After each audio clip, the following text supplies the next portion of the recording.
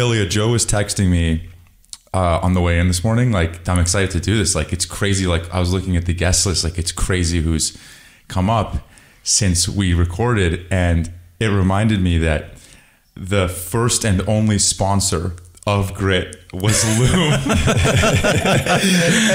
I don't know why. I think I was like, all right, like, I'm proposing this podcast. Like, you never want to be the guy just like proposes a podcast, especially like new job, like Kleiner Perkins. Like, all right, guys, guess what? We're going to do a podcast now. Yeah. So I wanted to, curry favor a little bit. I'm like, we should get some of the portfolio.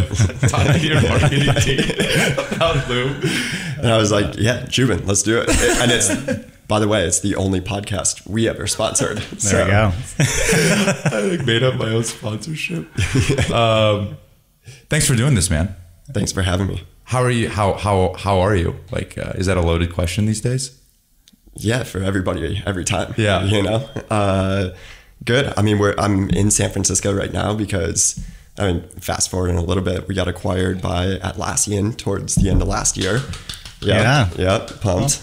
We're here because we're doing something called like a Surge Week, where we're just trying to keep that startup energy alive at a big company, and so it's optional. Everybody can come into San Francisco and just work together and try and pull some things forward. Yeah, the Loom team. Cool. Yeah.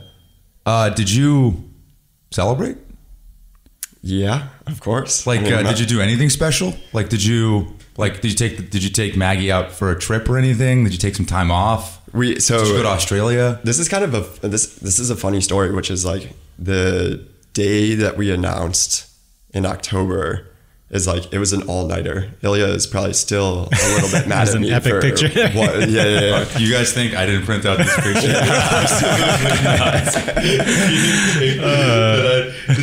This is my favorite picture of Ilya of all time. Yeah. Are you kidding me? That was a good picture. Yeah. So the story was like, we were just trying to get the deal done. We had the like date locked in, all the PR lined up, and as these deals go, is like there's just final deal points that you're just trying to get across the finish line, and the two lawyers teams going back and forth, and I kept having to text. By the way, the lawyers love this. They love it because they get paid. No, it's just, I think this is what they live for. Yes, this like was their M&A. This was their time to just shine. Totally. Yeah, Wilson Sonsini team was just like, they were pulling all-nighters like it was nothing. And then we had one partner over there that was helping run the deal. She was like, oh, this is like, compared to some of the deals I ran back like 15, 20 years ago, like this is easy. Like a couple all-nighters versus like a week straight. He was like, this is great. Yeah, so anyways, like I was texting the board every like 30 to 45 minutes, being like, oh, another 30 minutes, another hour. They're still sorting through some things. And we finally got on a call at like... Well, I think at some point we said, this is just not going to happen. Like, let's go to sleep. What time was this? It was like 2 a.m, I think. Something like that. 2 Pacific time. And what isn't going to happen? Meaning the lawyer's going to get through the docs? Meaning we're not going to close today. Like, we're just going to have to kick it another 24 hours or whatnot. So let's all go to bed. I finally pass out, and then I get a call. I left my phone on, which was good. Yeah. I was like, leave the phones on. I was like determined to get it done. And so, yeah, it was 5 a.m. Eastern time. So 2 a.m. Pacific time, because I'm based in Atlanta, that we finally all got on a call together. And so that's what that picture is from. It's you, Vinay, Andrew, and Ilya. Correct. And what are you waiting for? What are you signing? Like, hey, we approve the M&A. Basically. Yeah, you have to go through all the recitals, make sure everybody's informed, make sure everybody signs off, and you sort of read out this document, and everybody says, yes. To be clear, this is arguably the most boring content that you could possibly imagine. So like, it would be a perfect use case for Loom, is just have lawyers record it, so that way you can watch it at 2x and just hit a thumbs up emoji at the end of it, being like, I approve. But we're all sitting there for 30 minutes listening to lawyers drone on about like really minute deal points about the deal, and we're all just like, come on, like let's get through this. Did you go to sleep after that? No. because you have to do the actual announcement first to the team, like the internal team. Oh, so you closed and then you immediately. I went to sleep. You went to sleep. Yeah. I'm done. I was like, I'll wake up for the Twitter praise in a few hours. Take his victory laps. Yeah, exactly. But I had to gear up for like the internal messaging that went out 2 hours before the like public messaging, and then there's like a bunch of PR that's lined up. You have the blog post that goes out. You want to like monitor social channels, respond to that. Anyways, so like we rolled right into the day. You played straight through the night. Yes, 100%. Just loaded up on some coffee, got the protein shake, and rolled. And were you stoked? Like, was it bittersweet or was it pure excitement? I think it was in the moment bittersweet when it was like the actual signing of it and that call that was like you're exhausted and you're like trying to process what the emotions are. You don't know if you're just like totally frazzled from just getting to that point in the deal because it's really intensive up until that point, or if you're like, oh no, like this is actually like a big deal. I don't like when you're at 5 a.m. and you've been up for 24 hours at that point, your brain is just not working properly. So anyways, it's like you get through that phase and then you kind of like sit there for 20 minutes as you're gearing up to do the actual announcement. And, but once you start doing the announcement and you get the like reactions and comments, that like, that's the like second win. So you didn't really have time to sit in and like call it mourn the process of selling your company. I feel like that was also front loaded. Like when you sign the term sheet and nobody really knows about it, that's actually the decision point. So you've processed a lot of it at that point. I don't know. Yeah, I mean, we took a long time to decide that we're going to do this, right? And Totally. that was really months, really. Yep. Yeah. I mean, The term sheet was on the table. Well, Joe should talk through just the actual process because he did a phenomenal job. But generally speaking, yeah, we sort of had a sense that we're going to, do this way ahead of that point. Yeah. And the rest of it was sort of mechanics of actually getting the deal done. But I'd say the sort of the existential questions came a little bit before that. Totally. Yeah. Like, should we go all the way? Should we do this? Yeah. Yeah. Yep.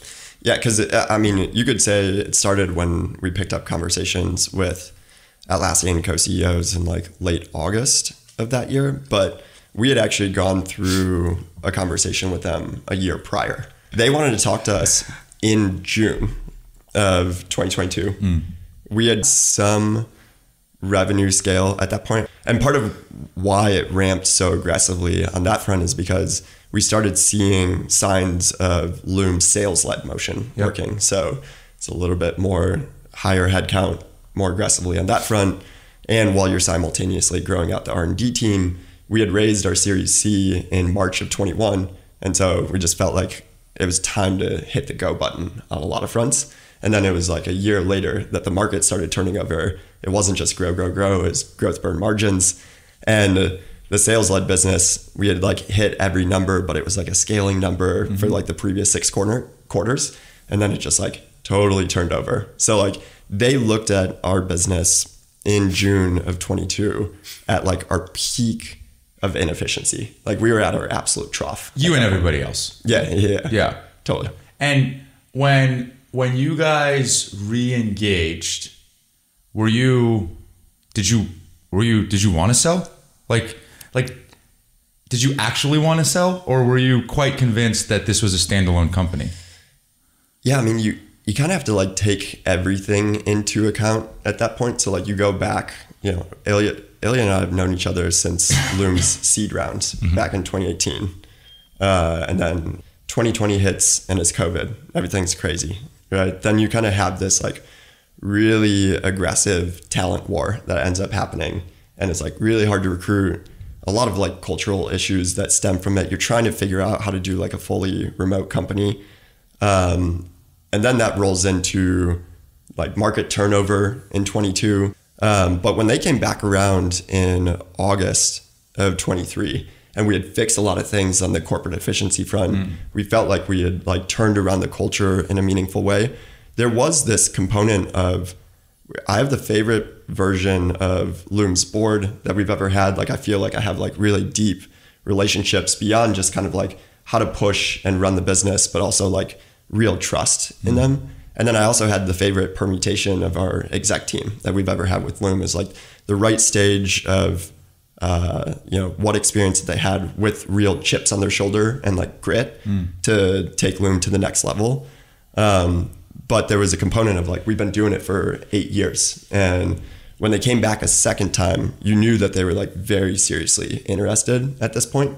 And so like Ilya was saying, it's like, I talked to him like a dozen times in this window of time of being to like, Ilya. yeah, just having like the existential questions and conversations about. And Joe's like underplaying this a little bit because he and the executive team just did a phenomenal job of transforming the company. Yeah. I mean, it went from just lighting money on fire essentially to, a rule of 40 business in a very short amount of time. And really quick, can you just say like the 10 seconds on what Loom does for those that might not know? Yeah, for sure. So we do video for the workplace. Zoom does synchronous, like we're talking right now. Loom does video recording and sharing. So like our whole thesis was consumer behavior leads the enterprise. Video was everywhere in the consumer landscape, but when you would show up to communicate day to day at work, actually using it as a communication mode was not there. So we tried to build the most frictionless, instant, dead simple way to communicate using video. And that like lessening the friction just opened up the aperture of use cases. So like engineers use it for bug reports or designers design walkthroughs, product managers walking through docs, but it also goes all the way up to the exec suite where executives will use it for company communication. And to be clear, a lot of people think video voicemail, it's like just a talking head. No, it's like 90% of Loom recordings, screen context, camera bubble that's really dynamic. So you're actually kind of like talking through your work.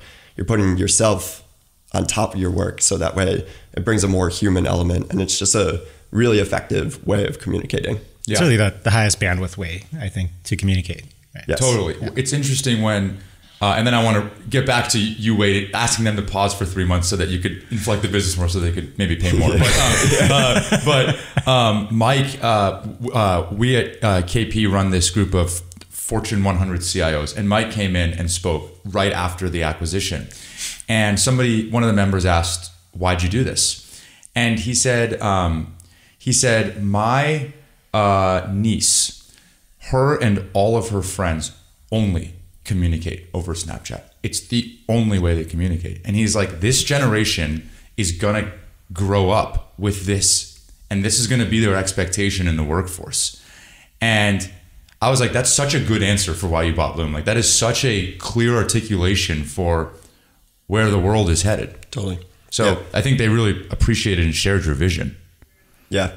I mean, this is, I actually, we always said if we just had to, if like an acquirer didn't come along, we couldn't get fundraising, if we just had to go into cockroach mode for a decade, we knew that this would be like an absolute massive company by letting like younger generations continue to age into the workforce. I mean, we never actually had to do that, but like totally kind of gets at the same thing that Mike was talking about. Okay, so revisiting, you're like, hey, can we wait a few months? Like this AI product is releasing. Yep. What'd they say? No. They said no. Yeah. And I don't know how much inside baseball you can talk, but how close was the original price to where the price ended up landing? Close? It was a material, like there was some good negotiation on our end. Yeah, some negotiating. I think we as I think a board sort of empowered Joe to go do this, but because they had right-sized the business, because the business was essentially could operate forever, he had a lot of leverage, and that was really kind of, again, the kudos to you guys for doing that, making some really tough calls, but they paid incredible dividends. And then we had the AI functionality on the come. We had Loom for Sales on the come, kind of the one-to-many use case. There was a bunch of goodness that was coming. And so I think we had all aligned that this was something that we want to pursue, but it shouldn't come at just the cost, really, to ultimately the company. Yeah. And so I think, and then, Joe worked his magic. And Ilya, like, how do you, like, Joe's calling you all the time, and it's a very emotional decision for him, right? Like this is the thing you've been working on for a long time. It's almost a decade, right? Yeah, totally. And you got involved early, but you also didn't start the company. And so it's a very different feeling, right? Like how do you, I imagine, I have no idea, I've never talked to you about this before, but there's probably a balance between injecting some rationality into the situation of like, hey, this is a great acquire and a great outcome for us, but also balancing it with like, I respect that this is your baby and you've done a lot of things to get us to the point where you can get acquired, which also means that we can maybe go take this thing. Like, how do you, I don't know. Yeah, I mean, look, I think at the end of the day, our job is to ultimately support founders in their decision, right? The investment in Loom was really an investment initially in Joe, Vinay, and Shahid, because that was essentially the team. I mean, there were some folks remotely, but that was the team. And without this team kind of driving the bus, you really don't have anything. So it has to be their decision. And kind of, I thought of my job as sort of helping Joe make the best decision for him and the company. And I think it was, by the way, it wasn't like entirely the first time we'd sort of contemplated the topic, because there were some nibbles from a bunch of folks over the years. Yep. And I think in all of those times, the answer was kind of pretty clearly no, because Loom actually had no monetization at all. You couldn't even pay for it because you had no monetization product. Which is a funny story. We should go back to that. And then I think you did like 1 to 7 in a year, and then 7 to 27. So the ramp was, if you just put it on the chart next to the great SaaS companies out there, you were tracking the great SaaS company curve. And so early on, the answer was no. And then I think this moment where we'd right-sized the business, there were definitely some headwinds. I think the calculus was the future where the Snapchat generation goes to work will be truly the future that we live in, and that's when Loom explodes. The question was, when does that happen? And how should we as shareholders of this company think about that timeline vis-a-vis this opportunity? And that's ultimately what sort of drove, I think, the decision, where you could wait, but it could be a long time until you wait for this workforce to kind of come to the table. And who knows what the future holds. I think it was a moment in time where things were tough, right? Everybody was going through layoffs. Everybody was going through resets. These guys have been at it for a decade. And ultimately, I think the acquire, the price, the opportunity within that to actually fulfill the ultimate mission of Loom, which is really helping people communicate better, broadly speaking, that all felt like it would happen here. And I didn't feel like we were really sort of limiting the future, the impact that Loom and Joe and the team can have in this outcome. That was probably the most important thing for me. Yeah, I think that to me, there's in conversations beyond just Ilya, but with the rest of Loom board, because like it's just Andrew Reed and Ilya who were voting board members, but there was 3 other board observers from Coatue, Andreessen, and Iconic. Sorry, and pattern matching across like 5 different conversations, and then also talking to external folks like bankers that weren't actually involved in the process. You kind of like pattern match across them, because I'm going through it for the first time too. It's like, yeah, sure, there's the emotional side, but my job as CEO is to do right by shareholders. Right? Like that, it's my fiduciary duty to do that. And so like I had to go out and get kind of like a pattern of what the responses were, and everybody was like, this is a great deal for you, for Loom, the brands, the business, and there's real synergies to talk about. Like Loom as a like prosumer, SMB, like mid-market product and offering is like part of what we hadn't quite cracked by late 23 is like how to actually repeatably serve the enterprise. And Atlassian has like a massive customer base on that front. And our opportunity was like go in, learn from them. How do we actually bring this value to the world and customer base that we haven't cracked yet on an accelerated time scale? So I think that everything that Ilya said, yes. And then also kind of like what are the actual opportunities to build together versus doing it solo? And like when you're going through this, how much are you, like, do you think about like, oh, I'm going to make a lot of money? Like, how much do the externalities, oh, my team's going to make a lot of money. Oh, like I'm not going to have to work like, it's not like a startup, but like you have a big company now, they have a bunch of resources. Like how much do you think about life changing as a result of these like the decisions that you make? Yeah, I think that the thing that I was genuinely, I knew I'd be excited and proud about, but like I didn't know how emotional it'd be for me, is just like all of the Loom employees, like current and former, that reached out when this was announced, and they did their calculation and they're like, oh my God, you know, like that to me was like the most kind of emotionally transformative part of the process. Like I didn't fully recognize what that would be like. On the individual front, I mean, I think that you realize that it is going to be a transformative amount of money, but at the same time, you know, now I'm like 9-10 months after, and I'm like, how much has it really changed in practice?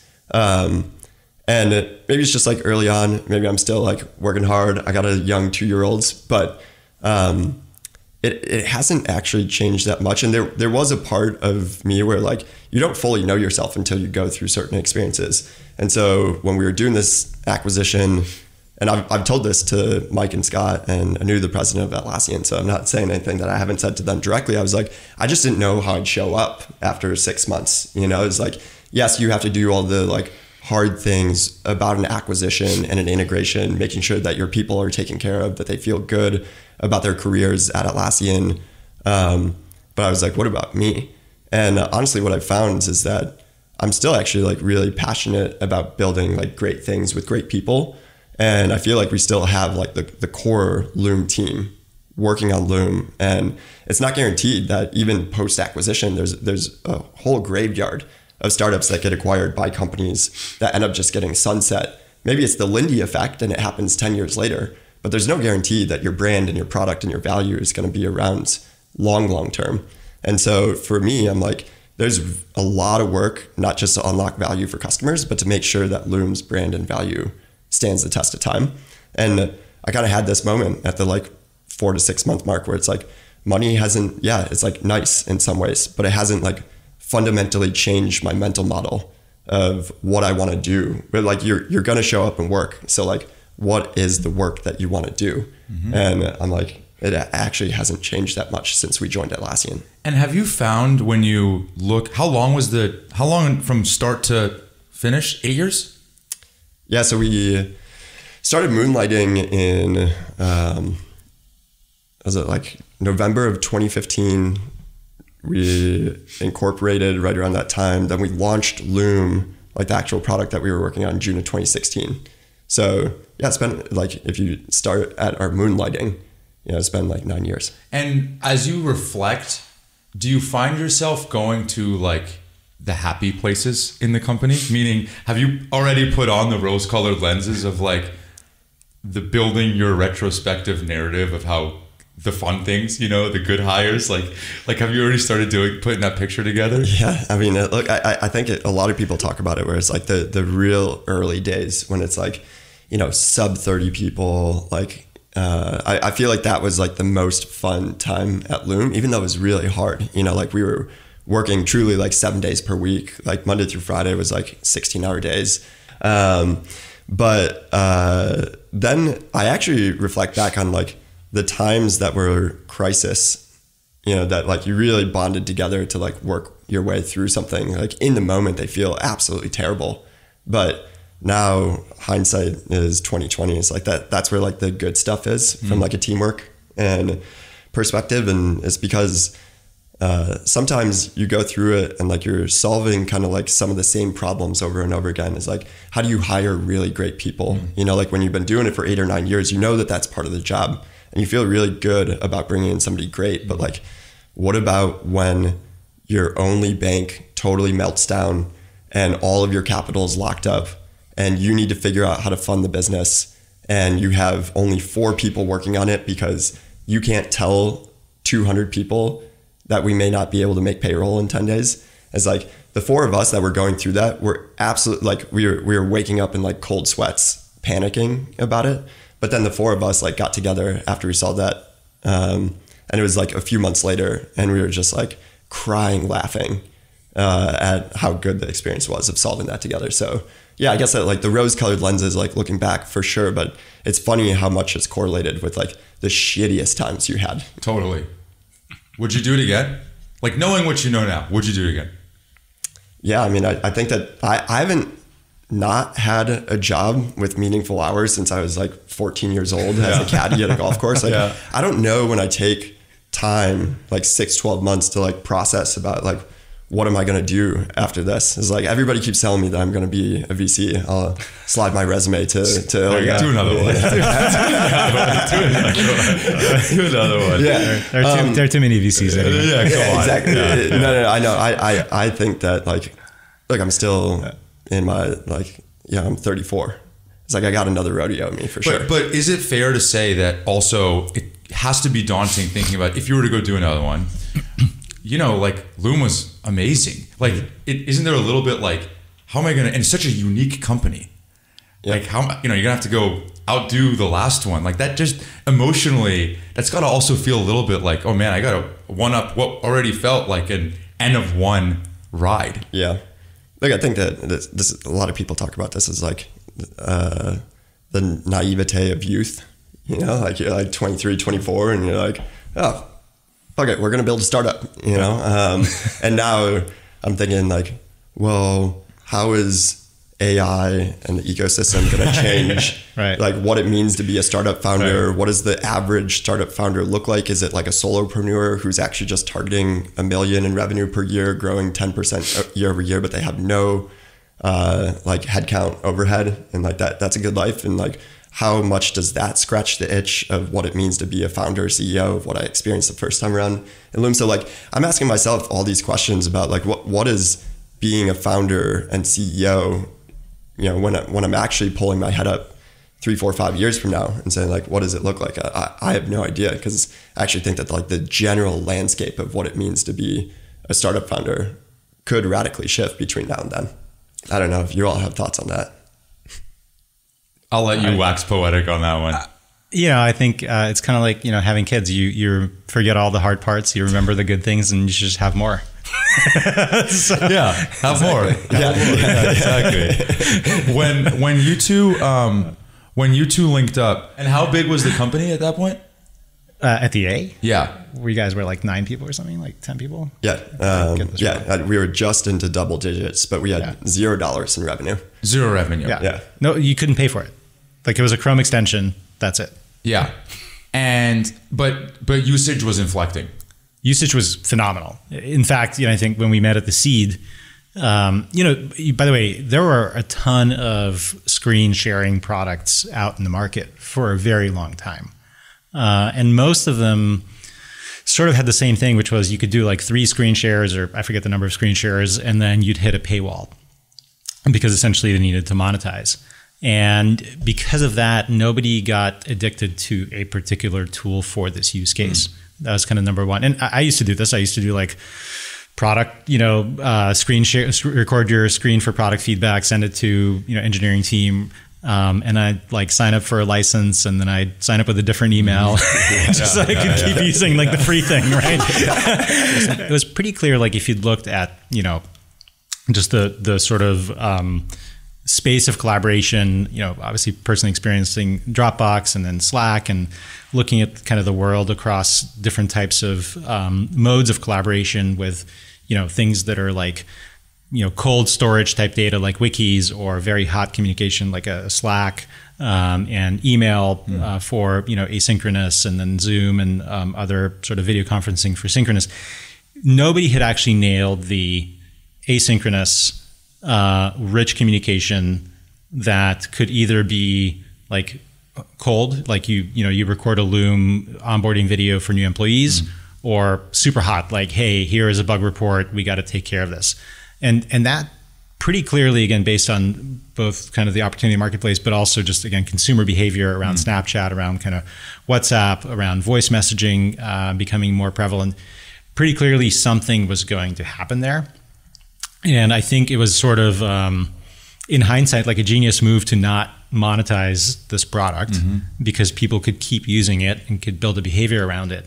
And two, I mean, the one thing that really stood out when you use Loom was it was instantaneous. It was almost like Instagram. Like, you take a photo and like, a second later you can share it. It was like you record a Loom and 5-10 seconds later, whatever, you can actually share it and somebody can download it. Probably even faster than that actually at the time. It was a second.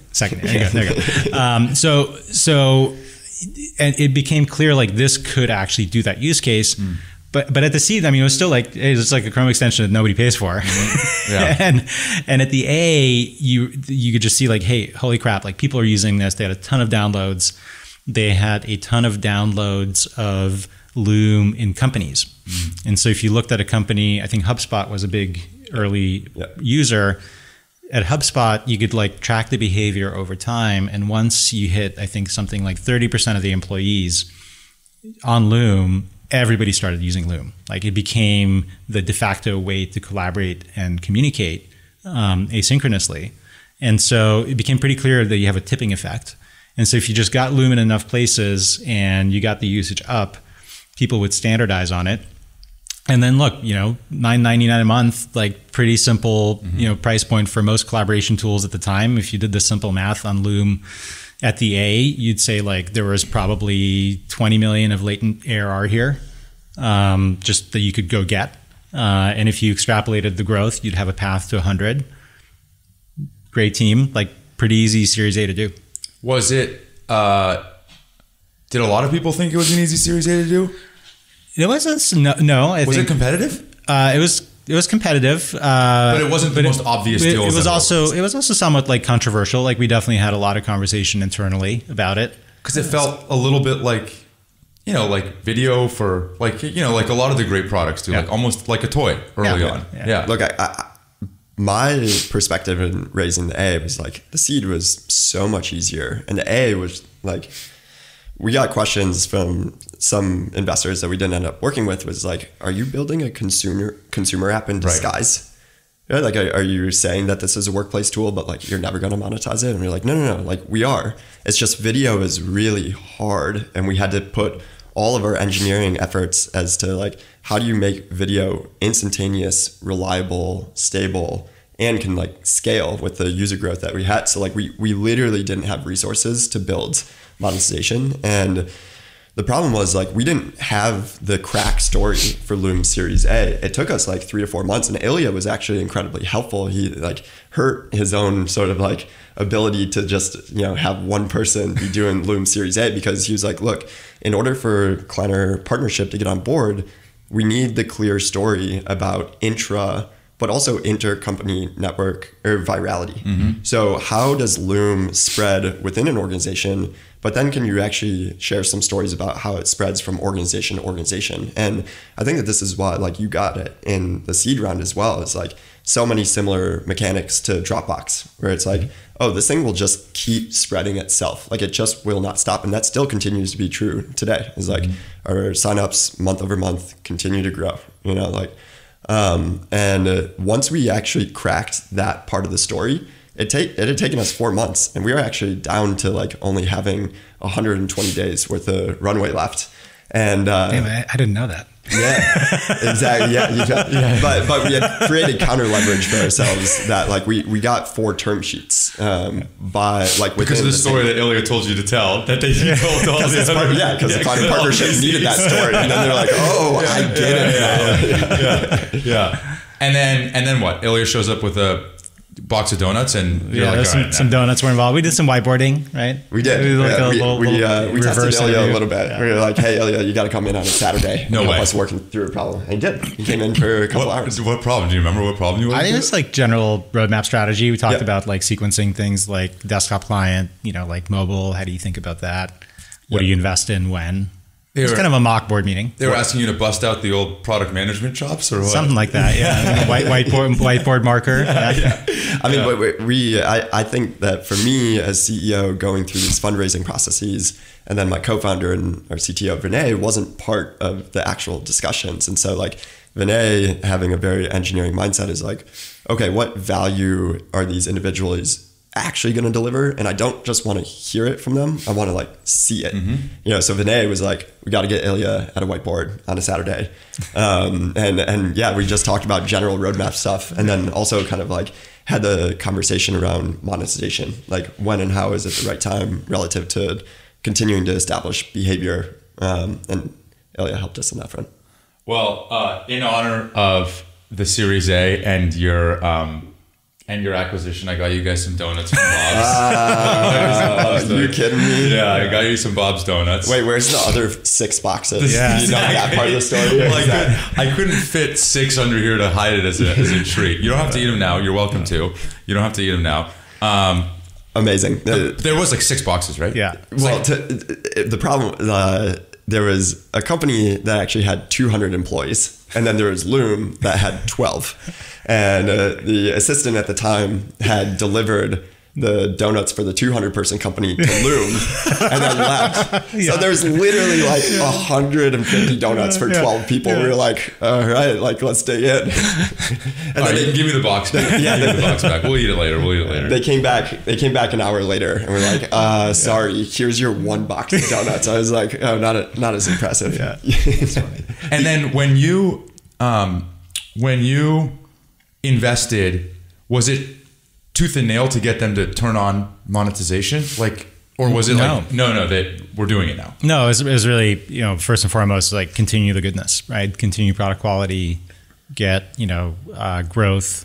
A lot of it really was about team, right? Just kind of let's scale up the team here because you need more meat on the bones to build all the stuff that you want to build. And really monetization didn't truly happen until just before the Series B, I think, right? Yeah. I mean, we were collecting revenue, but it wasn't like we tried to turn on the spigot. Yeah. I would say that like it was an interesting path of figuring out what the right monetization strategy is, and like this may be helpful for other horizontal SaaS founders, which is like, how do you decide what features to monetize? Like, it's kind of hard to find the like collective set of features that would generally monetize a very horizontal user base across engineers or sales or support or executives. And so we, Reforge actually had like a great series of content on this front that took us through how do you get to the core value that people were willing to pay for.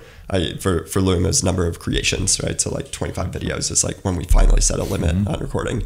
But then it was like the features that were valuable, and like we had enough users to collect thousands of responses. So then you could split it by persona type, you could split it by company size, and obviously like as the company size got bigger, security and permissions became more important. But like salespeople really wanted custom branding and viewer insights, whereas designers just wanted to make it look prettier. And so we ran through this like really comprehensive monetization strategy. And then we also did something that, like when Ilya was saying like $9.99, we spent another month after that being like, well, what should we charge for it? Like Van Westendorp price point analysis. Like you have all these 4 lines that intersect with each other, and it came back as charging $10 per user per month. And we're like, fuck, we could have saved ourselves 6 weeks of intensive work.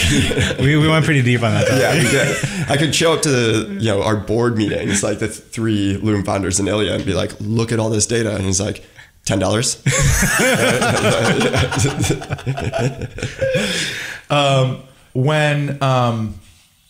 When pricing turned on, it went from 1 to 7. Is that right? It went from 1 the first year, went to 1. Yeah, so that was like the initial monetization was just monetizing on individuals. We literally had our free plan, and then we had 1 paid plan, but we didn't have the concept of like a shared workspace across individuals. They all had their own libraries that were fragmented. So the 0 to 1 was prosumer, classic prosumer.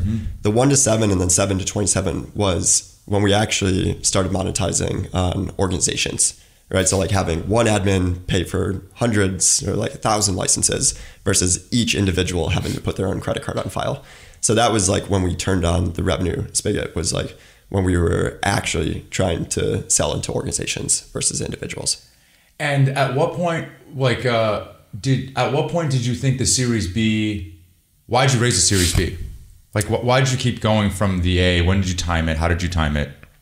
Well, the funny story from Andrew Reed was that he said that he loved Loom, that Dylan Field from Figma said that like Loom, he was a seed investor, Dylan Field was, and he was like, Loom is one of my favorite companies, like met with Reed, and Reed was like, I need to get this done before my wedding and honeymoon that is on this date. Like that was like, yeah, we didn't need to fundraise.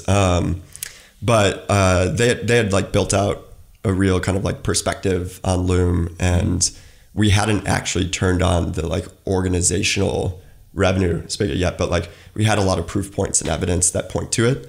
And so I think when like Ilya and I were talking about like the Series B, and like Sequoia was like really proactive there, and it was still pre-revenue inflecting. It's like, this is kind of like a no-brainer. Just like keep building out the war chest.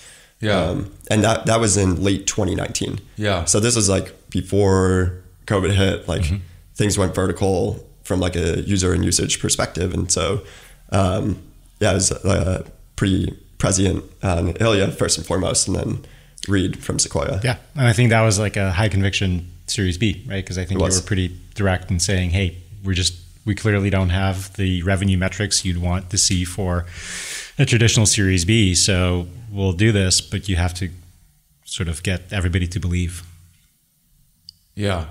It's interesting just hearing you talk about it. It's like the story of Loom is like, base camps on the way to Everest, and each one of those is like a new unlock that opens up different frontiers for the business. Like first it's no pricing, then it's monetization on, then it's organizations, then it's Looms for different teams. Yep. This is all, by the way, just the product working on its own, right? Yep. Then you can layer on some muscle on top of that. Yep. And then like the next base camp, which is what you were talking about earlier, was like the AI stuff, which in some ways could be the biggest. I mean, you tell me, has it now turned on? Like net new revenue doubled per month, right? When we turn it on. Yeah. Yes. It's like it. I actually think that the interesting thing. That's why we wanted to wait a few months. Exactly. Yeah. The interesting thing about Loom AI, and I think where a lot of other apps struggle to implement it in a way that like delivers real durable value from a willingness to pay perspective, is that Loom's AI implementation is on by default. So right when you're done recording a Loom, all of the AI features are already wrapping that video, because like we've encoded a lot of like when Ilya was just saying like high density, high fidelity communication. It's like we have all of that, and we can feed that into AI and then do a lot of things that surround a video that make it better to consume, that make it AI workflows where you record a video, you can now write a document based off of the transcript. And so all of that was generally like turned on by default. And so when users would experience this with Loom, is that when they would run out of their 5 AI trial usage, it'd be like going back to the Stone Age using Loom, whereas like the title of it was like whatever the name of the Chrome tab was, and there's like no summary, no chapters. And so to me, I think that like why Loom AI was so effective is because it's on by default, and when it goes away, it actually like materially erodes the value of the product from a user's perspective. Once they experience it, they can't go back. And it was, by the way, like a high risk in some ways decision at the time, it felt like, right? Because we were sort of debating, like, should we turn it on, or you guys were sort of like, should we turn it on, or should we, price gate it? Right. Yep. And I think, again, like the right call to just turn it on by default. Yes. And by the way, that's Atlassian's strategy too, right? Like their strategy on the AI front was just like, no, we're just going to bake this into everything, and we're just going to give it to products and enhance their experience, the users, and enhance their experience. Yeah, I mean, they have different, as a larger organization does, they have like different branches of their AI strategy. They have something called Atlassian Intelligence AI, which is like there's certain parts of it that are available as part of the existing pricing and packaging, but they are also building something called Rovo, which is unified search, but also how do they build agentic workflows across the entire platform, and that'll be monetized. So there's different versions of it. For Loom, it was like, yes, we turned it on for free for users, but only for 5 tries. After those 5 tries, then they have to pay for it. And that's why like it was an AI add-on, but you could only do the AI add-on if you also paid for Loom's initial first paid tier. Yep. So while it was only $5 in practice, it was actually $20 because like 15 plus the 5, which is why it was such a meaningful revenue driver. And this was like roughly the size of the last 20 acquisitions that Atlassian has done, which is insane. It's an insane stat. There's 7 million Looms a month happening at the time that the acquisition was happening. This is all public.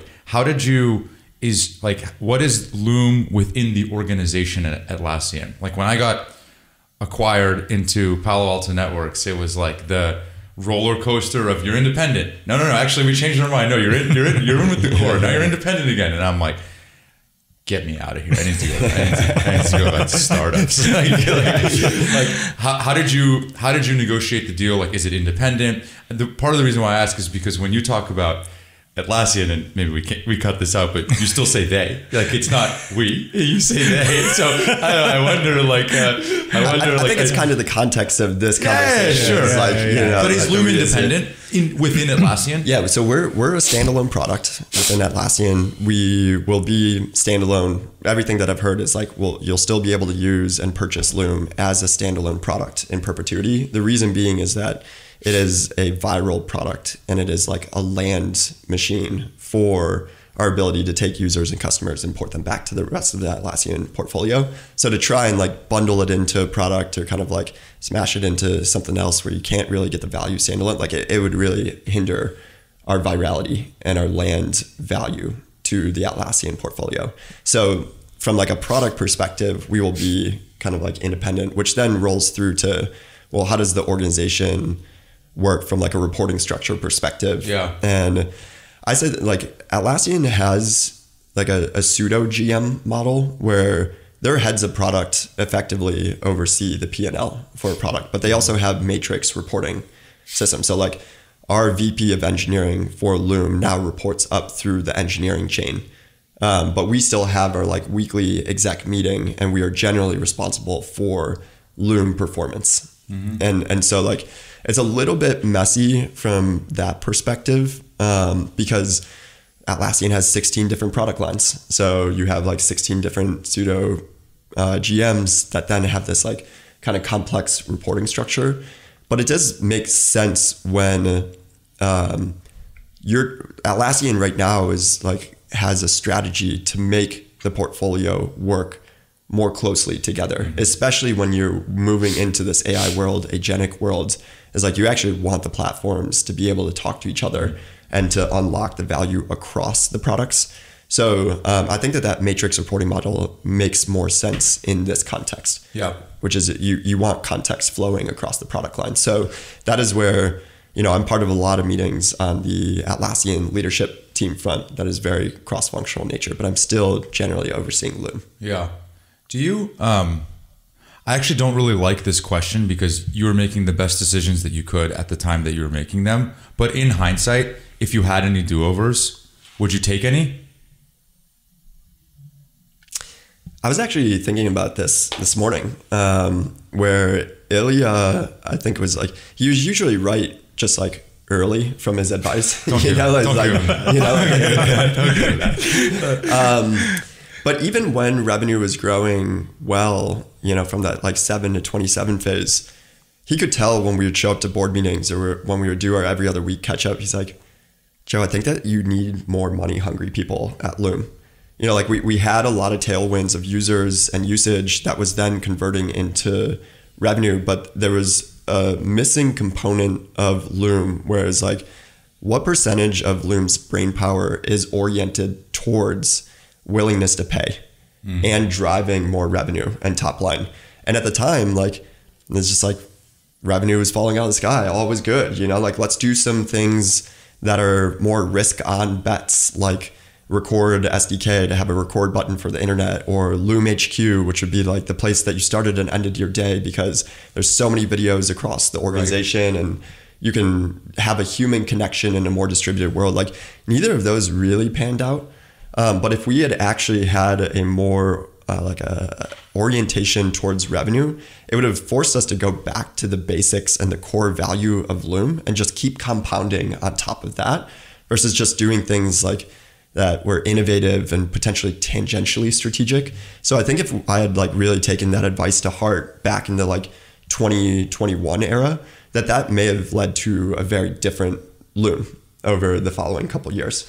So I would just say like one of the core lessons that I've learned is like, it's good if you can get the company and the culture to really genuinely care about revenue, not just kind of like, oh great, we're doing our monthly all hands and like things are good. It's like, no, we do a daily print of what net new ARR are we doing per day across self-serve and sales-led. We have the top 10 movers and the bottom 10 movers. And we're saying, like, if they filled out a survey, what was the reason for churning? And that daily print happens every day. And there's usually like 20 to 30 individuals who react to that snapshot that happens. And it's funny, it's like people say that engineers aren't really like revenue oriented, but it's like a majority of people who react and comment and kind of like start conversation are engineers at Loom. Like when we shifted that culture to be more revenue oriented, it had so many compounding benefits to just being like, no, everybody cares about like trying to get more people to use async video and to deliver this value to the world. It's like those two can be true at the same time.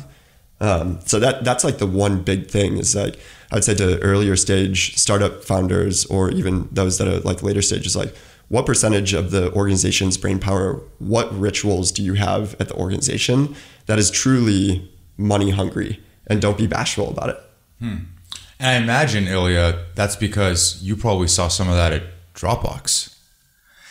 Yeah, I mean, I think generally you kind of look at startups, especially if they're successful, if they have this incredible ramp like Loom did, and there's always both the opportunity and the desire to do more, right? Because like the world's your oyster.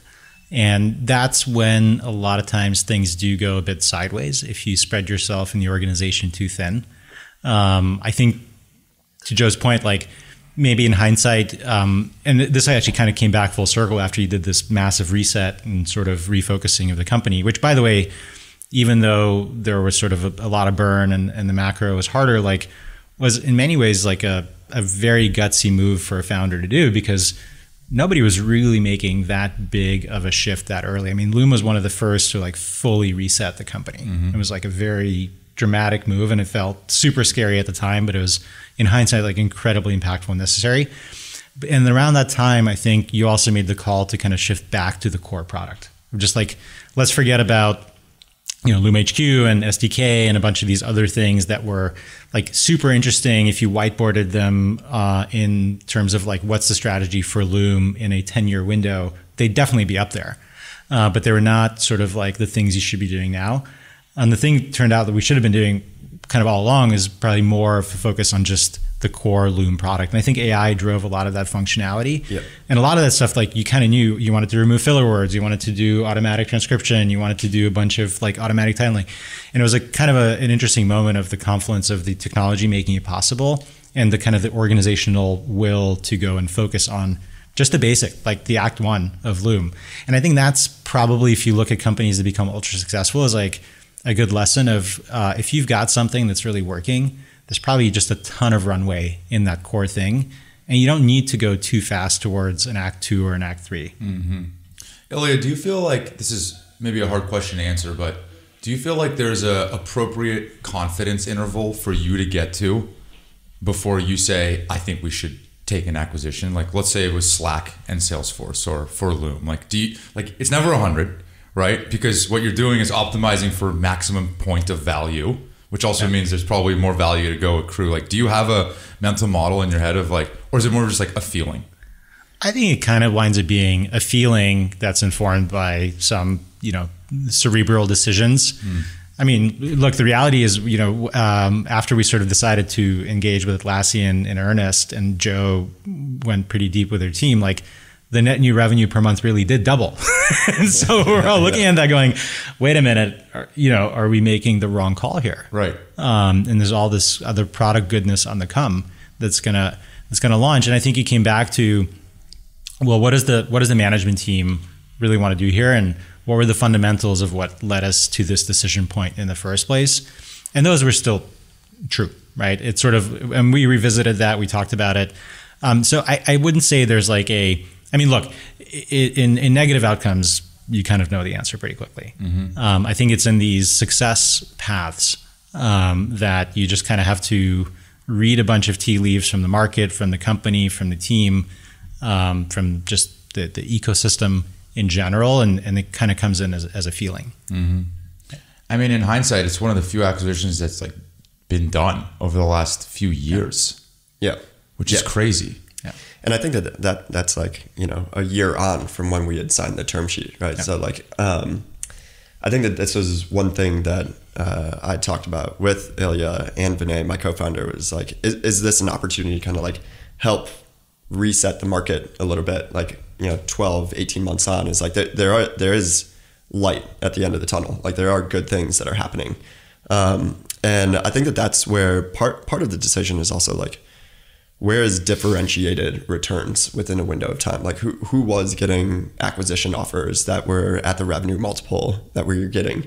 And what does the next like 2, 3, 5 years look like for the broader economy? And what kind of revenue multiples could you expect in that time horizon? It's like, one of the calculations that we did, and you just don't know for sure, but like you could say from a valuation compression perspective, when Loom raised at a 1.5 billion valuation in March of 21, but we ended up selling for 975 million 2 years later, but we had grown revenue by like over 2x at that point. It's like, whoa, we could be building for another 12, 24 months and actually sell for less, depending on how like the macro environment is performing. Maybe you have to go raise more cash. Maybe you become more diluted. Yeah, totally. But I mean, part of it, like Ilya had touched on, which is like, we didn't have to raise more cash. Like we were effectively infinite runway at that point.